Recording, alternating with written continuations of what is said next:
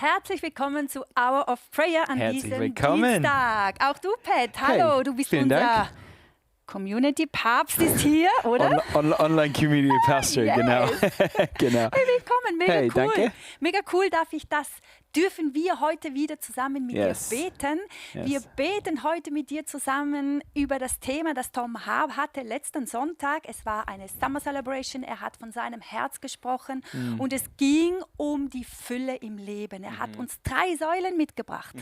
Mega, mega gute Message. Wenn du sie noch nicht gehört hast, hey, dann geh nochmal zurück und hör sie dir an. Es ist richtig cool von ihm, einfach von seinem Herz zu hören. Und die 3 Säulen sind Gerechtigkeit, Frieden und Freude. Und darum geht es auch heute, dass wir darauf eingehen werden, auf die einzelnen Punkte. Aber was eine Hammer-Message, oder? Mega. Also wirklich, wenn Mega. Dom, ich finde es so cool, dass Dom, wenn er einfach von seinem Herz spricht, es sprudelt bei ihm einfach über, worüber wir tatsächlich heute reden werden, Ja, oder? genau. Mega cool. Mega schön, dass er einfach wie er ist und genau, richtig cool. Mega cool. Hey, ich sehe, ihr seid im Chat da schon wacker am Schreiben und ich finde das so cool. Es Come on. begeistert mich einfach jedes Mal zu sehen, wie ihr schreibt, woher ihr kommt und wer ihr seid und wie ihr auch bereits einander schon ermutigt. Das ist so cool und ich weiß nicht, vielleicht bist du zum ersten Mal in diesem Chat überhaupt dabei, siehst zum ersten Mal in Hour of Prayer hinein, dann herzlich willkommen, aber auch ein herzliches Willkommen an all diesejenigen, die immer mit dabei sind und die uns einfach treu unterstützen im Gebet, oder? Hey, und darf ich dazu noch kurz Ja. einschmeißen? Ich schreibe es auch in den Chat rein, aber Marco, Eli, du bist derjenige, der die Community hier gerade am Dienstag sehr stark baut. Deswegen vielen, vielen Dank dir für dein Investment und einfach alles, was du gibst. Du gibst so viel im Hintergrund, um das einfach auch möglich zu machen. Deswegen vielen, vielen Dank, dass du dich da so investierst. Mega cool. Möchtest du am Anfang gleich für uns beten, uns da wirklich mit hineinnehmen, dass wir die Kraft Gottes so richtig erleben können? Weil darum geht es ja. Wir wollen nicht einfach nur schwatzen, sondern wir wollen Gott erleben, oder? Voll gerne. Hey, Sind wir dabei? Auf jeden Fall. Hey, lass uns da einfach jetzt wirklich ganz bewusst einfach reingehen. Öffne dich einfach und lass uns einfach schauen, hey, was ist das, was Gott jetzt letztendlich tun möchte, okay? Isa und ich wir haben was vorbereitet. Wir wollen über die Gerechtigkeit, über den Frieden und über die Freude reden und das sind die Themen, über die wir auch heute beten wollen. Aber, und wir werden auch darauf eingehen, dass das die Säulen sind, so wie Dom das auch gesagt hat, aber es bringt wie nichts, wenn wir nicht bereit sind, uns aufzumachen und zu sagen, hey Gott, ich bin bereit für das, was du tun möchtest. Wenn wir Jesus ähnlicher werden wollen, dann bedeutet das, dass wir uns aufmachen und einfach sagen, Jesus, ich bin bereit, mich verändern zu lassen. Deswegen, wenn du einfach ready bist dafür, es ist voll okay, wenn es nicht der Fall ist, aber wenn du einfach ready bist dafür, heb einfach die Hand mit mir. Ich sehe euch ja nicht, es ist voll zwischen euch und Gott und lass uns einfach gemeinsam vor Gott kommen, einfach schauen, was er heute tut, alright?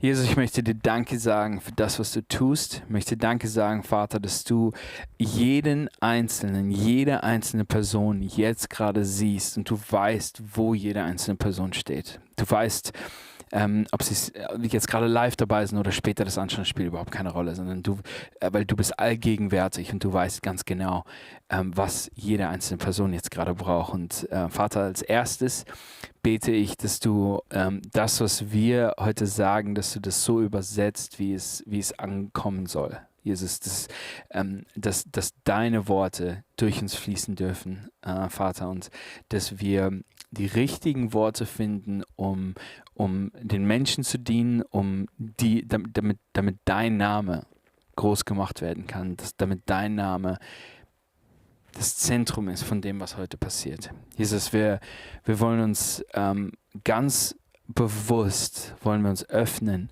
für die Dinge, die du zu uns sprechen möchtest, Jesus, für die einzelnen Säulen, über die Dom gesprochen hat, die Gerechtigkeit, den Frieden und die Freude. Das sind alles Dinge, die einen anderen Standard haben als der Standard dieser Welt, weil wir in einem Königreich leben, das von dir kommt, auch wenn wir physisch gerade noch hier sind. gehören wir zu dir. Und der Standard, in dem wir leben wollen und in dem wir auch wachsen wollen, in dem wir mehr an dein Herz wachsen wollen, den wir an die Welt bringen wollen, den wir verkörpern wollen, ist nicht der Standard der Welt, sondern es ist der Standard von deinem Königreich. Und diesen Standard, auf den wollen wir uns beziehen. Und Jesus, ich bete, dass du uns heute offenbarst, was das bedeutet. Was bedeutet es, dass wir einen Standard haben, der deinem Königreich gleichkommt. Und dass wir, wenn wir über Gerechtigkeit reden, über Frieden reden, über Freude reden, dass wir nicht einen weltlichen Standard haben, sondern einen geistigen Standard haben. Vater, der durch den Heiligen Geist, durch dich auf diese Erde gebracht wird, der in mir lebt, in Isa lebt, in jeder einzelnen Person lebt, Jesus.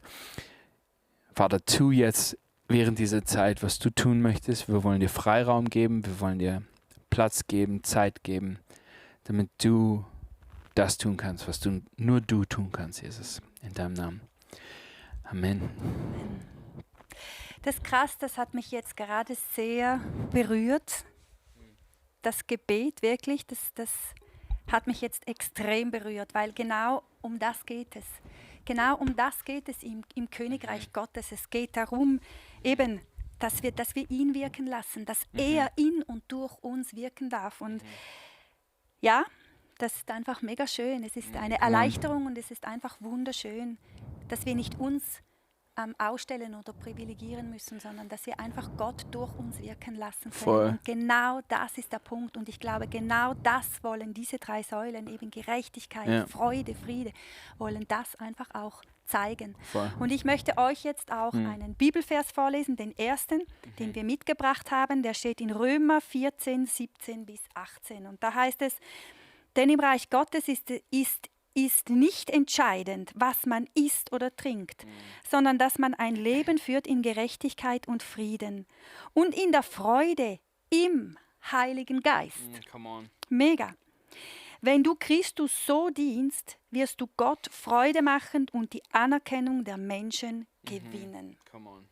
Und das ist krass, eben Paulus spricht hier davon, hey, es geht nicht um das Äußere, es geht nicht um Essen und Trinken, es geht nicht darum, was du anhast, wie du aussiehst, es geht nicht darum, sondern es geht darum, das ist alles essentiell, logisch, was ich esse und trinke und auch was, genau, aber es geht darum, es geht um so viel mehr, es geht darum, hey, wie lebe ich, wie kann ich leben, dass eben dieser Heilige Geist mit mir zusammenarbeiten kann, damit ich Jesus diene.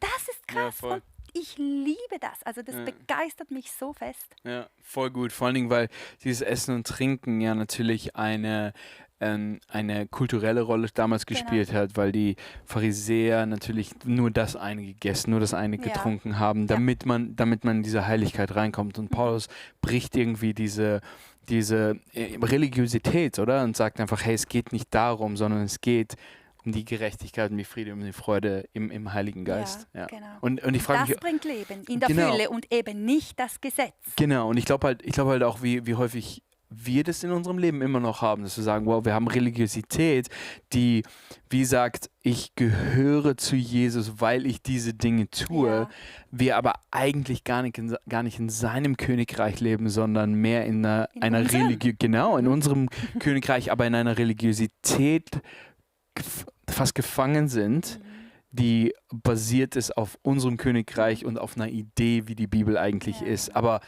ich meine, Paulus hat es damals schon reingesprochen, es geht nicht um Essen und Trinken, sondern es geht... damals war es revolutionär, oder? Mega, also heute glaube ich auch. Ich glaube aber, wir verstehen es nur noch mal anders. Ja, genau, ja. Ganz genau. Ein solches Leben eben würde oder wird Gott widerspiegeln. Und genau das wollen wir. Wir wollen Gott widerspiegeln und gar nichts anderes. Und lasst uns jetzt in den ersten Punkt, in die Gerechtigkeit hineintauchen.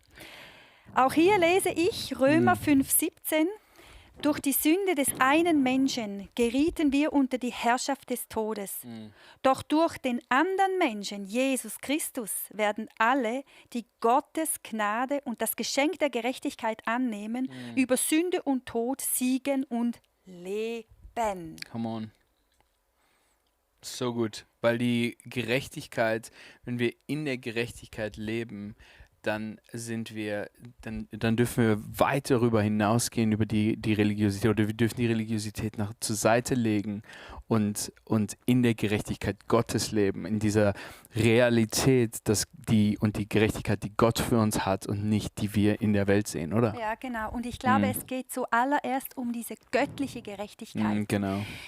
Es geht um diese göttliche Gerechtigkeit und natürlich ist hier eine soziale Gerechtigkeit enthalten drin, aber die göttliche Gerechtigkeit, da geht es zuerst einmal darum, hey, wer bin ich in Jesus und was hat Jesus für mich getan und nicht, was kann ich eben für ihn tun. Du schmunzelst, du willst etwas sagen. Ja, ich schmunzel, weil du hast vollkommen recht, die soziale Gerechtigkeit ist da voll mit drin und du bist ja in dem Bereich tätig, oder? Also das ist ja voll dein Ding.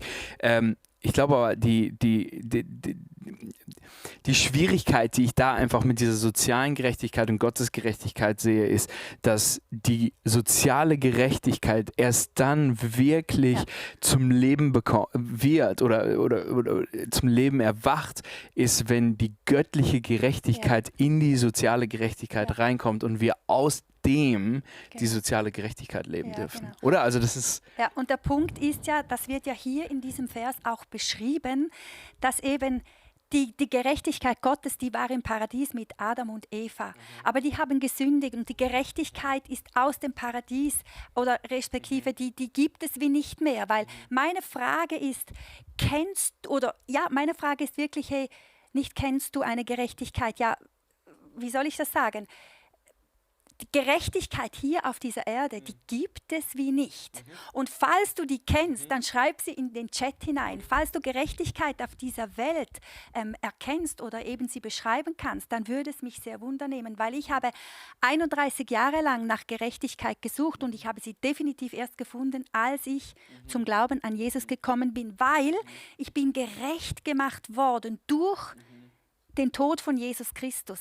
Oder Jesus Christus hat diese Gerechtigkeit eben wieder in die Welt hineingebracht. Durch seinen Tod, durch seine Auferstehung, durch das Blut sind wir gerecht gemacht vor Gott. Und das ist in allererster Linie matchentscheidend für dich und für mich zu wissen, weil das hat mit Identität zu tun. Und wenn ich weiß, dass ich ein Kind von Gott bin, dass ich gerecht bin, dass ich angenommen bin, dass ich geliebt bin und dass, wenn ich sündige, wenn ich mein Ziel immer und immer wieder verfehle, ich aber diesen Jesus angenommen habe, der mein Leben verändert hat, dann kann ich gerecht vor Gott stehen und dann kann kommen, was will. Es ist eine Gerechtigkeit und ich bin in dieser Identität verwurzelt und aus dieser Identität heraus fließt dann eben alles andere. Ich habe gerade einen Gedanken, weil das alles, was du sagst, vollkommen richtig. Ich glaube,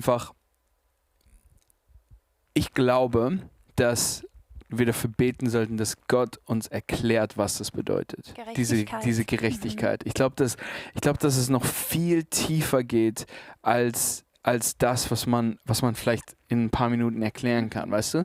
Und ich glaube, dass Gott da uns einfach ganz bewusst in jeden Einzelnen einfach zeigen kann, was das für uns bedeutet. Weil die Gerechtigkeit, die wir verstehen, ist häufig die Gerechtigkeit der Welt.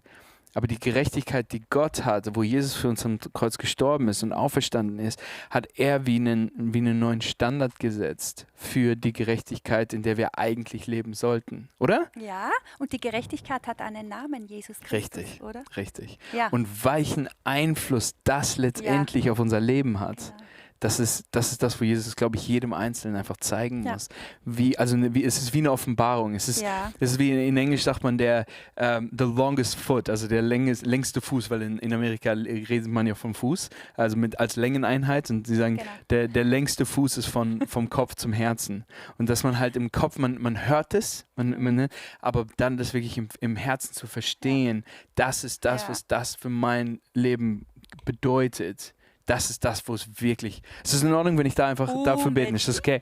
Jesus, ich danke dir dafür, für die Message von Dom. Wirklich, es ist so grundlegend wichtig, dass wir Gerechtigkeit verstehen, die du bringst. Und dass du durch das Kreuz und durch das, dass du auf die Erde gekommen bist und am Kreuz gestorben bist und wieder auferstanden bist, hast du einen neuen Standard gesetzt. Und Jesus, ich möchte dich jetzt gerade für die Übersetzung beten. Ich bete darum, Vater, dass du jetzt gerade die Übersetzung bringst, was das für mein Leben, für Isas Leben, für jeden, der jetzt gerade zuschaut, Vater, dass du jetzt gerade diese Übersetzung bringst, um was es genau geht, wenn es um die Gerechtigkeit geht. Es geht nicht darum, was wir verdient haben für das, was wir getan haben, weil das, was wir verdienen und die Gerechtigkeit, die du bringst, sind zwei verschiedene Sachen, weil du für uns am Kreuz gestorben bist. Du hast den ultimativen Preis bezahlt für meine Sünden.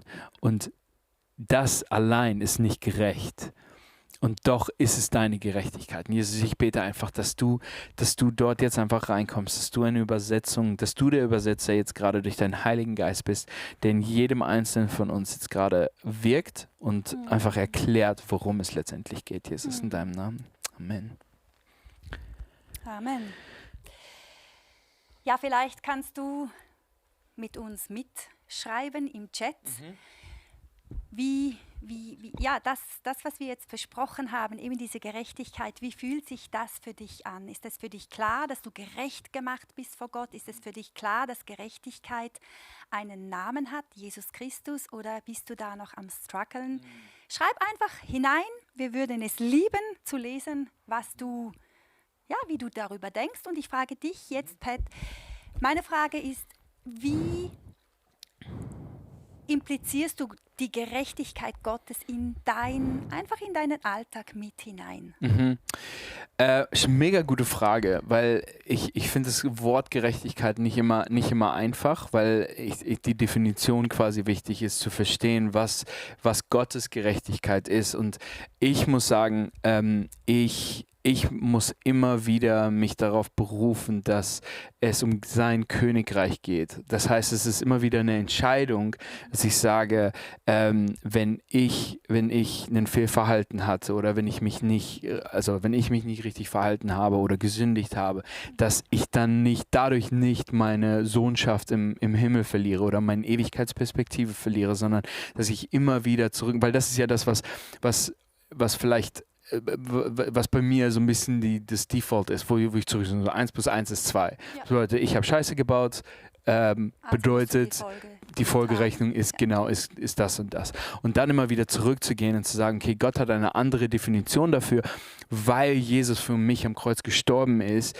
und ich muss mich immer wieder dafür entscheiden. Es bedeutet nicht, dass ich bewusst in eine Sünde reinlaufe, sondern dass ich mich, wenn ich Müll gebaut habe, dass ich mich dann auch darauf berufe, dass er den Preis für mich bezahlt hat. Also der Preis musste bezahlt werden, gar keine Frage, aber Jesus hat den Preis für mich bezahlt. Und das ist das, worauf ich mich immer wieder berufe. Bedeutet aber auch, und ich glaube, da werden wir Frieden und Freude auch ein bisschen drauf eingehen, aber das bedeutet aber auch, dass ich mich immer wieder mit dem fülle, wer Jesus ist. Das heißt, dass ich seine Bibel lese, dass ich ganz praktisch, genau, oder? Dass ich wirklich mich mit ihm auseinandersetze. Und du musst aktiv etwas tun, es geschieht nicht einfach so. Genau. Es ist wie eine Kultur, da haben wir letzte Woche auch drüber gesprochen, oder? Es ist wie eine Kultur, die ich verstehen muss, weil sie anders ist als die Kultur, in der ich eigentlich also in der Welt, in der ich lebe. Und deswegen muss ich das Denken von Jesus immer wieder durch die Bibel in mein Herz kriegen. Sprüche sagt, davon das Herz voll ist, reden wir. Also davon übersprudelt mein Leben. Und davon, wo mein Herz voll ist, wenn das voll mit Müll ist, dann kommt auch Müll raus. Aber wenn es voll ist mit ihm und auch mit seiner Gerechtigkeit und seinem Verständnis von Gerechtigkeit, dann kommt das auch letztendlich raus. Ja, genau. Und das ist auch eine Ermutigung an uns alle, dass wir die Bibel essen, dass wir die Bibel lesen, dass wir beten, dass wir, wenn wir die Bibel lesen, auch Gott fragen können, hast du mir einen Bibelvers für mich ganz persönlich, damit ich den aussprechen kann über mir und ich einfach weiß, ich bin gerecht vor dir und ich kann das immer und immer wieder nehmen. Du kannst das an den Spiegel hängen, du kannst das sonst irgendwo hinhängen, wenn du es aufgeschrieben hast oder dass du es dir visualisieren kannst. Und wenn du das nämlich immer und immer wieder über dir aussprichst, dann hat es Macht in deinem Leben und dann kommt eben genau das aus dir heraus. Und dann, wenn Angriffe kommen oder eben du wieder eine Verfehlung gemacht hast, ich sage jetzt extra nicht Sünde, sondern Zielverfehlung, klingt ein bisschen schöner, aber wir wissen ja, von was wir sprechen. Ja. Dann kannst du das wieder über dir aussprechen. Und es hat Macht, es hat Wirkungen. Das ist so krass lebensverändernd. Ja. Und ich denke, das ist auch etwas, was wir einfach kultivieren können. Und ich lese hier im Chat auch, dass jemand schreibt, danke Jesus, dass du auch meinen Verstand eben heilst und dass ich mit dem Verstand begreifen kann. Und das hat ja auch mit meinem Leben zu tun. Und eben, wenn du dir das immer wieder bewusst machst, dann ist das einfach mega gewaltig, oder? Und das ist interessant, mega. Und das Interessante ist, dass aus dieser Gerechtigkeit hinaus, wenn wir uns immer wieder auf ihn fokussieren und ihn an Fokus setzen, kommt ein Friede. Ja. Ein Friede, der nicht von uns kommt. Und da kommen wir zum zweiten Punkt. Genau, weil die Gerechtigkeit, die wir in der Welt, in der wir leben, sollten wir eigentlich den ganzen Tag in Unfriede leben. Ja. Aber ich habe auch hierzu einen genialen Vers. Bring it. Johannes 14,27, da heißt es, ich lasse euch ein Geschenk zurück. Und das ist Jesus. Jesus lässt uns ein Geschenk, nämlich seinen Frieden. Und der Friede, den ich schenke, ist nicht wie der Friede, den die Welt gibt. Deshalb sorgt euch nicht und habt keine Angst. Ich habe ein geniales Zitat von Corrie ten Boom. Die hat, sie ist gestorben, aber sie war Holocaust-Überlebende, für die den Namen nicht kennen. Und die hat gesagt, sich Sorgen nimmt dem Morgen nichts von seinem Leid, aber es raubt dem Heute die Kraft. Und das ist eine krass, also die hat das wirklich genagelt, das ist so krass wahr.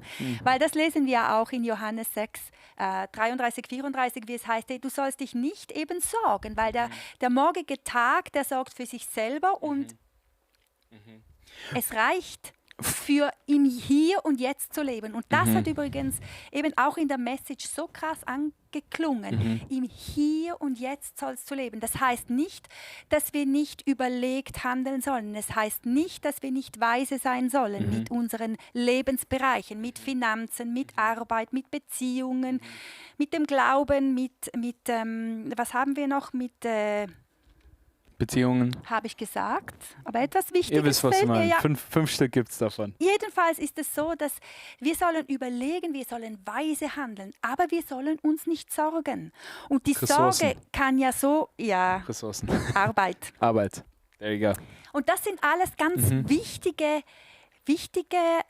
Lebensbereiche, da man schon eine krasse Angst bekommen kann. Wenn man in die Welt schaut, wenn man den Krieg schaut, wenn man schaut, was jetzt in Amerika abgeht, was grundsätzlich in der Welt abgeht, das kann einem wirklich den Frieden rauben. Und das ist legitim. Aber es hilft nicht. Es hilft nicht. Wie machst du das ganz praktisch? Wie?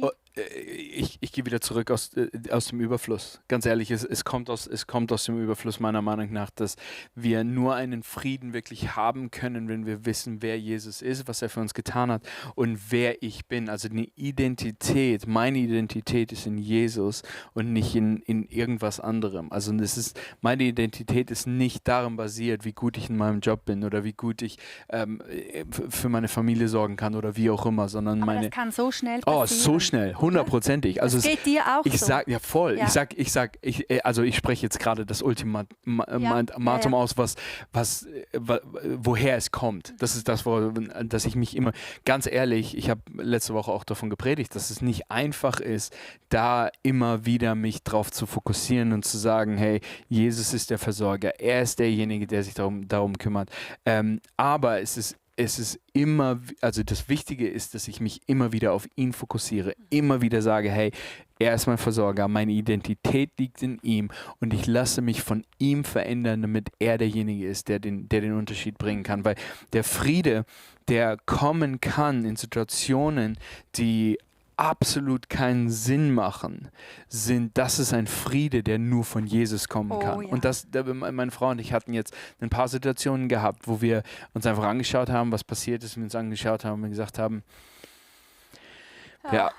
Ich weiß nicht, wie es war, aber Schwierig, ja. wir hatten mega Frieden. Ja, Wir haben mega krass. Frieden. Dom Ham hat es nicht in der Message, sondern vor ein paar Wochen hat er mal eine Message gebracht und hat er davon gesprochen, dass wir unser Gebet umändern müssen. Im Sinne von, anstatt zu sagen, Gott, hilf uns jetzt damit, zu sagen, wenn was kommt, einfach zu sagen, well, ich bin gespannt, wie du dich darum jetzt mega. kümmerst. Das ist entspannend. Oder entspannend. weil es einen Frieden reinbringt, der nicht bedeutet, dass ich jetzt was machen kann und der Friede kommt dann. Oder dann kriegen wir das schon hin, sondern der Friede kommt daher, dass Gott sich um die Situation kümmert und ich darauf vertraue, dass er sich kümmern wird. Ja, mega. Genau.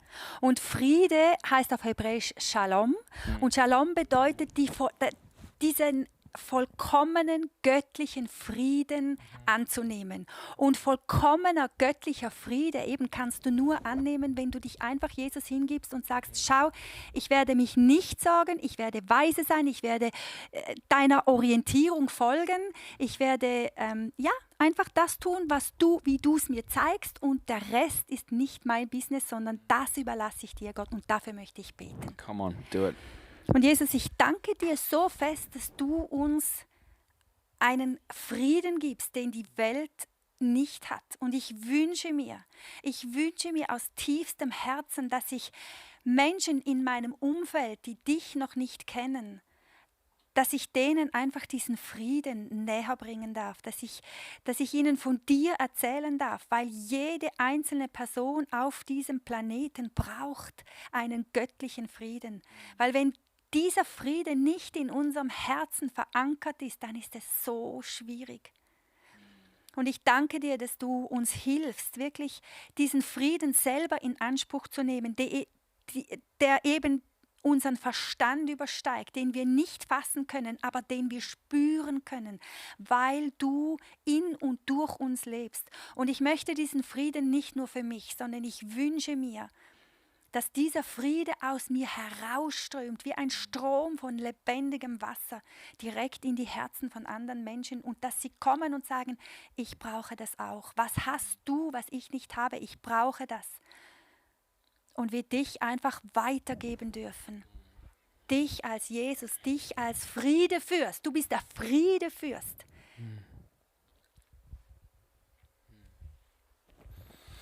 Jesus, ich bete in Situationen jetzt gerade rein, wo der Friede nicht real ist oder nicht Realität ist. Jesus, ich weiß nicht, wo du jetzt gerade stehst, wenn du das anhörst, was für Situationen du gerade vor dir hast, welchen Goliath oder welche Berge du vor dir hast und wo du einfach keinen Frieden spüren kannst.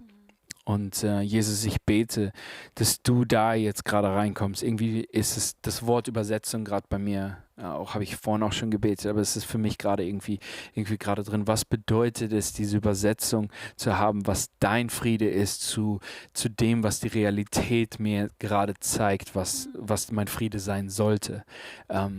Jesus, ich bete das, weil ich weiß, dass 1 und 1 bei dir nicht 2 ist oder nicht unbedingt 2 ist, sondern 1 und 1 kann was auch immer sein, weil du einen Frieden bringen kannst, der weit darüber hinausgeht, der nichts mit der Situation zu tun hat, aber du dich darum kümmern kannst, Jesus, weil ich weiß, dass du dich um jede einzelne Situation kümmern kannst. Jesus, ich habe gerade auf dem Herzen, ich glaube, jemand hat es im Chat vorhin geschrieben, für einfach diese mentale Blockade zu beten, Jesus, dass wenn es Menschen gibt hier, die Schwierigkeiten haben, diese Gerechtigkeiten, diesen Frieden anzunehmen, woraus ja auch die Freude dann entsteht, über die wir gleich noch reden werden, aber dass dort einfach eine mentale Blockade einfach ist, dass wir diesen Frieden nicht annehmen können, Jesus. Ich bete, dass du, weil du jemand bist, der uns an die Hand nimmt und der uns genau da trifft, wo wir sind, bete ich, dass du genau das tust, Vater, dass du jetzt gerade dort ankommst, dass du jetzt gerade uns an die Hand nimmst, die Person jetzt an die Hand nimmst, wo genau das Problem ist, und dass du die Person dort durchführst. Ja. In Psalm 23 geht es darum, dass wir durch durch das Tal laufen. Nicht, dass wir im Tal ankommen und dort bleiben, sondern dass wir durch das Tal laufen. Und in dem Tal fühlt es sich nicht wie Frieden an, aber weil wir durch das Tal laufen, wissen wir, dass wir später wieder auf dem Berg sein dürfen. Und das bedeutet, dass der Friede für diese langfristige Perspektive, der darf da sein, weil du uns da durchführst, Jesus. Danke dir. Amen. Amen. Freude. Freude. Ist eine Frucht des Heiligen Geistes. Und im Psalm 36, 8-10 steht: Wie kostbar ist deine Güte, o Gott. Bei dir finden Menschen Schutz und Sicherheit. Das sprechen wir aus. Schutz und Sicherheit über dir, über uns. Schutz und Sicherheit.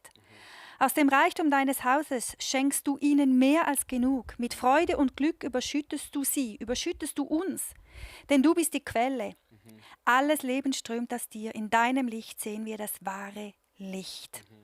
Und das sprechen wir aus. Wir sprechen aus, dass wir diese Frucht des Heiligen Geistes brauchen, diese Freude. Und ich habe vorhin auch im Chat gelesen, dass jemand Schmerzen hat. Und es ist unvorstellbar, wenn du Schmerzen hast, dass du, menschlich gesehen, dass du Freude empfinden kannst. Aber ich würde einfach sehr gerne beten für Personen, die Schmerzen haben oder die es einfach sonst im Leben nicht einfach haben, dass eine göttliche Freude über uns kommen kann, die einfach unvorstellbar ist. Und dann kommen wir schon zum Ende eigentlich, oder? Darf ich noch eine Sache zur Freude sagen? Ich finde es cool, wenn du uns da im Gebet mit reinnimmst, aber ich hab wie das Gefühl vorhin gehabt, dass es, du hast gerade göttliche Freude gesagt, finde ich so super, weil es ist, wir haben gerade zwei Sachen, die gegenüberstehen, meiner Meinung nach. Wir haben die göttliche Freude und ich nenne es mal die naive Freude. Die einfach, wo du einfach nur Freude hast, weil du weißt, dass es das Richtige ist. Das ist positives Denken. Genau, du hast dieses positive Denken, aber es ist nicht positives Denken, das auf der Freude Gottes basiert, sondern es ist einfach naives Denken, es wird schon gut gehen, es kommt schon gut. Sondern, dass wir uns einfach ganz bewusst darauf einlassen, zu sagen, okay, ich glaube an Gottes Gerechtigkeit, ich glaube an seinen Frieden und aufgrund dessen habe ich eine Freude, die göttlich ist. Ich meine, Paulus und Silas waren im Gefängnis. Aus dem Gefängnis haben sie Briefe geschrieben, die unvorstellbar. Oder? Ja, und die hatten ja kein Klo und kein Waschbecken. Also, es war kein Gefängnis wie heutzutage. Das ist, ja, genau. Also das willst du nicht sehen. Und trotzdem haben sie eine Freude gehabt. Sie haben einen Frieden gehabt, der unvorstellbar ist. Ja. Oder? Und vor allen Dingen, sie waren im Gefängnis wegen einer Gerechtigkeit, also einer Ungerechtigkeit, wo sie eigentlich nichts gemacht haben und sie waren dort, aber Gott hat eine andere Gerechtigkeit für uns. Demnach einen anderen Frieden. Und demnach haben wir Freude oder dürfen wir Freude haben, die Gottes Freude ist. Genau. Ich möchte einfach noch kurz anfügen, positives Denken will ich hier nicht abwerten, auf gar keinen Fall, aber es hat einfach nichts mit göttlichem Gedankengut zu tun, wie du es jetzt eben vorhin gesagt hast. Genau, ich glaube, das positive Denken ist sogar wichtig. Ja. Es ist auch wichtig zu wissen, dass wir brauchen positives Denken, um uns auf Gott einzulassen, um den Frieden zu bekommen und auch die Freude zu bekommen, aber dass diese Freude, die wir haben, nicht auf naivem, positiven Denken basiert ist, sondern das hast du das ist wirklich, erklärt, dass es halt wirklich oft um diese göttliche Freude geht und daraus die Positivität dann kommt. Und dann ist es eine andere Wurzel und das macht einen riesen Unterschied. Mega. Ja, genau. Jesus, ich danke dir für deine göttliche Freude und ich danke dir, dass die definitiv ein Unterschied ist zu der Freude dieser Welt, weil die Freuden dieser Welt sind von kurzer Dauer, aber deine Freude, die übersteigt einfach alles. Die übersteigt Grenzen, die geht hinein in die Ewigkeit. Und es ist etwas anderes, ob ich eine Freude empfinde oder ob ich einfach glücklich bin. Es ist ein Riesenunterschied und ich spreche diese göttliche Freude in uns hinein. Ich bitte dich auch, dass du, Heiliger Geist, dafür sorgst, dass diese göttliche Freude, diese Frucht deines Heiligen Geistes in uns noch viel mehr wachsen darf und einfach riesig werden darf. Und ich danke dir, dass wir einfach uns an dich hängen dürfen und sagen dürfen, hey, auch im Schmerz, auch im Leid, auch in der Trauer, auch im Unverständnis, so wie es Pat vorhin gesagt hat. Ich danke dir, dass du deine göttliche Freude ausgießt. Und wir brauchen sie. Wir brauchen diese Freude. Wir brauchen sie. Das ist eine Säule, die in unserem Leben nicht fehlen darf. Danke, dass du sie uns schenkst, weil es ist ein Geschenk. Wir können nichts dafür tun. Wir können uns noch so anstrengen, es nützt uns nichts, sondern es ist ein Geschenk. Und wir öffnen unsere Hände und sagen, beschenk uns. Beschenk uns im Hier und Jetzt mit deiner göttlichen Freude. Amen. Amen. So gut. So gut. Ja, Pat, wir müssen enden. Yes. Ich könnte noch lange Ja. beten, weil ich liebe es. Ich liebe es eben, wie gesagt, mit euch unterwegs zu sein. Danke so vielmals für alles, was ihr hineingeschrieben habt. Danke, dass ihr einander auch ermutigt. Danke, dass ihr füreinander seid. Und danke, dass ihr mit uns betet. Und ich möchte einfach nochmals zusammenfassen, hey, diese 3 Säulen, Gerechtigkeit, dieser Friede und diese Freude, die spreche ich in uns hinein. Und es hat nichts damit zu tun, dass wir irgendetwas machen können, sondern es hat etwas damit zu tun, dass wir es als Geschenk Gottes annehmen können, annehmen müssen auch, weil so können wir Gottes Reich und ihn selber repräsentieren. Und das ist schlussendlich das Ziel von uns Christen, weil es soll ja nicht nur zu unserem Nutzen sein, sondern eben auch hinausgeströmt werden zu Menschen, die Jesus noch nicht kennen. So gut. Hey, und wenn du einfach ein Beter bist, mega cool, dass du jede Woche dabei bist. Ich finde es absolut genial. Wir haben am 7. August haben wir wieder unser Fürbitte-Meeting über Zoom. Dort darfst du gerne dazu kommen. Auf icf.ch/events siehst du, kriegst du den Google-Link oder den Zoom-Link, sorry, und die ganzen Sachen dazu zugeschickt. Aber lass uns da einfach weiter dranbleiben, einfach füreinander, miteinander zu beten. Und einfach an dem Abend wird es wirklich darum gehen, dass wir für Anliegen innerhalb der Church beten. Also es geht ganz bewusst um die Anliegen innerhalb der Church, dass wir einfach in die Fürbitte einfach reinkommen. Ja, Genau. gut. Also, Sehr gut. dann bleibt uns nur noch euch Danke zu sagen, zu winken. Seid gesegnet und habt eine geniale Zeit bis nächste Woche. Tschüss und danke. Ciao.